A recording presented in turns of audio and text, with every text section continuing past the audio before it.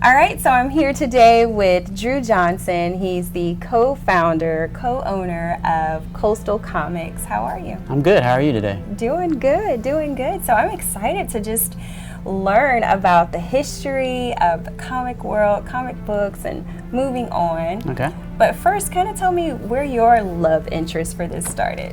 It was something that I discovered as a child. I was really into drawing, and comics kind of are a form of art. So it really drew me to them, and I just fell in love once I read my first comic, and as they say, the rest is history. Right. So with the Marvel, DC movies, and now, you know, all the other superhero type media, how has it affected the comic book industry? Well, we've been open about 10 years, and when we first opened, Marvel was still kind of getting going. Avengers had just come out. So as we've gone on, I've seen more growth in the amount of popularity across the general public. Definitely with the advent of all the streaming services, with different kinds of shows like The Boys that are a little more mature, a little more violent, you're bringing in a different segment. And then you've got stuff to aim more at kids that do more animated series right now.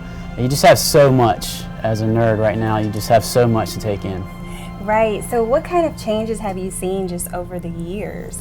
I definitely see a larger publication in general. Like, what I mean is Marvel and DC are putting a lot more things out. Even the smaller segments of comic book publishers like Image and them have really grown their catalog of titles. In fact, there's several new over the last 5-10 years publishers that are coming out, and actually a lot of the streaming services are starting to pick up on that and finding their content maybe a little cheaper, and they're buying all that content and making new shows.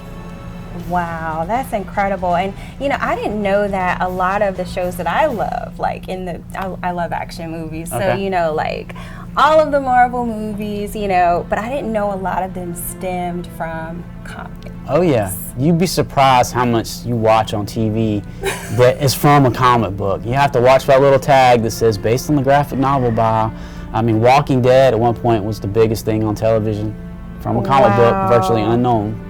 Wow, so what kind of adjustments have you had to make, you know, in your business?